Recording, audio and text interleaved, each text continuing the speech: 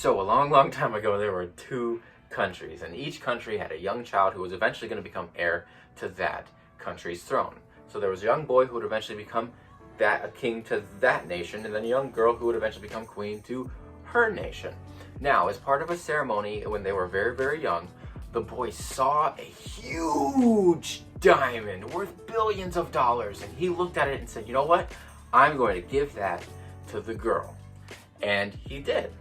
Now, fast forward several years, and now the boy is older and more mature, and he actually starts to think about that diamond and says, that diamond is worth a lot of money. Now that I'm older, I understand value a lot more. That it's not just some shiny rock, that thing is worth so much money and resources and the things that he could do with it. And he starts to think and have all these ideas of the value now that he truly understands economy and monetary systems and precious gems. He starts to remember how valuable that gem is. And so he goes back up, he has another ceremony, and he walks back up to the queen and says, who was the girl and now the queen, and says, I want that diamond back. So she's shocked. Everybody's shocked. They're looking around saying, wow, this is kind of unheard of, but okay, if that's what you say.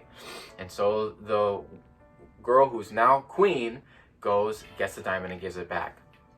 And the boy who is now a king takes the diamond, the huge diamond, he looks at it, and with a huge grin gives it back to the queen. And he explains that when he was younger, he didn't quite understand the value of that diamond, and so he gave her something not really understanding what he was giving. And now that he's older, he understands it a lot more, and he's willing to give her it back, because not only does he recognize the value of that diamond now, but he recognizes her value. And not only did he just do studies of economy and he do studies of gems and precious metals, but he also understood her worth and her country's worth. And now that he has an understanding of not just the value of the diamond, he understands the value of them. He wanted to, in his more mature state, understanding value, provide her with that same gift, but from a different angle.